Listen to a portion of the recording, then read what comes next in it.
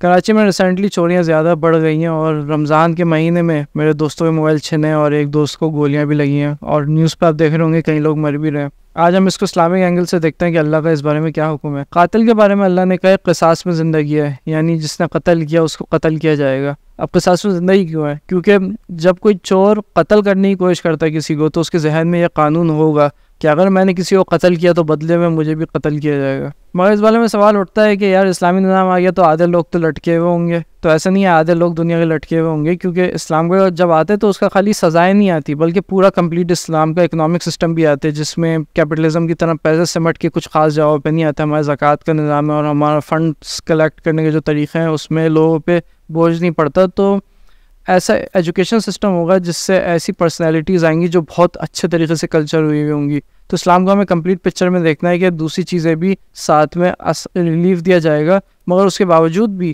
اگر کوئی چوری کرتا ہے تو ظاہر ہے چوری کا امپیکٹ سوسائٹی پہ ہوتا ہے. یعنی اگر میرے محلے میں چوری ہوئی تو ہم دیکھتے ہیں کہ کھڑکیوں کے باہر لوگ لوہے کی روڈیں لگاتے ہیں.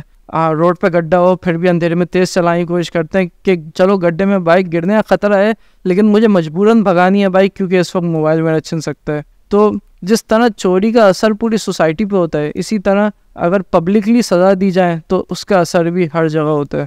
اور اسلام میں سزائیں 3 چیزوں پہ ہیں: فرض چھوڑنے پہ، نظم توڑنے پہ اور حرام کرنے پہ. تو ابھی جس سسٹم میں ہم رہنے ہیں اس میں کئی سارے ایسے عمل ہیں جو غیر قانونی ہیں مگر غیر شرعی نہیں ہیں، اور کئی سارے ایسے لاز ہیں جو کہ غیر شرعی ہیں مگر غیر قانونی نہیں ہیں. عجیب.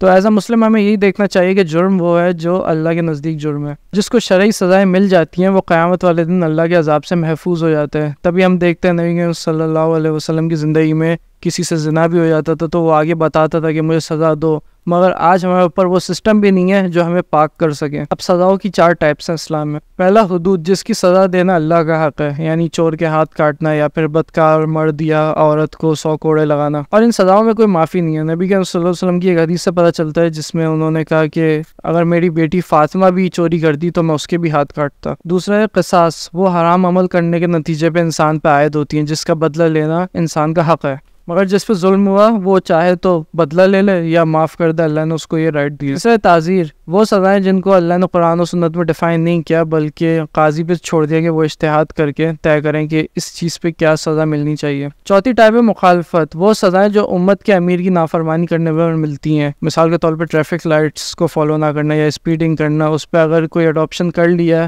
خلیفہ نے تو اس کی بات ہمیں ماننی ہے ورنہ ہمیں سزا ملے گی. کوئی یہ سوچ سکتا ہے کہ یار قصاص، قاضی، یہ تو اسلامک ہسٹری کی بات ہے، یہ تو ہماری ایک امپائر میں ہوا کرتا تھا، یہ ابھی ریلیونٹ تھوڑی ہے، ابھی تو ماڈرن ورلڈ ہے. ویسٹ کہتا ہے کہ جب ہم قتل کے بدلے قتل کرتے ہیں تو ہم چور کے درجے پہ گر کے اس جیسی گنونی حرکت کرتے ہیں. اس دور میں تھوڑی ہم اس طرح کی سزاؤں کی باتیں کر سکتے. تو ہمیں یہ یاد رکھنا چاہیے کہ مسلمان کے لیے لازمی ہے کہ وہ اپنے جذبات کے پیچھے نہیں چلیں بلکہ وہ دلیل کے پیچھے چلیں. کیونکہ اگر میرے بھائی نے موبائل چھینا تو ہو سکتا ہے کہ یار میں اس کی سائڈ لوں اور میں کہوں اسے کچھ ہفتے جیل میں رکھ کے چھوڑ دیا جائے. صحیح ہے. دوسری طرف ہم اس کا ایک دوسرا ایکسٹریم دیکھتے ہیں کہ اگر کوئی موبائل چھینتے ہوئے پکڑا جاتا ہے تو اس کی موب کلنگ ہوتی ہے، سب لوگ چڑھ جاتے ہیں اسے اس وقت تک مارتے ہیں جب تک وہ مر نہ جائے. ایسے بھی ہم نے سینز دیکھے ہیں. دونوں جذبات سے نکلے اور دونوں کا شریعت نے حکم نہیں دیا. نبی صلی اللہ علیہ وسلم کی حدیث ہے امام نگران ہے اور اس سے اس کی ریت کے بارے میں سوال کیا جائے گا. ایک اور حدیث سے ہمیں پتہ چلتا ہے کہ جو بھوک سے چوری کرے اس کے ہاتھ نہیں کٹیں گے. ایک اور حدیث سے پتہ چلتا ہے جو نابالغ ہے اس کو سزا نہیں ملے گی. تو کنڈیشنز اسلام نے بتائی ہیں. ایسا نہیں ہے کہ بس آتی سزائیں ملنا شروع ہو جائیں بھر بھر کے. لیکن امیجن کریں مثال کے طور پہ میں گلبرگ چورنگی پہ بائک چلا رہا ہوں اور بس مجھے بائک چلاتے ہوئے میں نے اوپر دیکھا اور چورنگی کے اوپر ہاتھ لٹکے ہوئے. امیجن کیا یہ چیز روز ہوگی؟ نہیں، یہ روز نہیں ہوگی.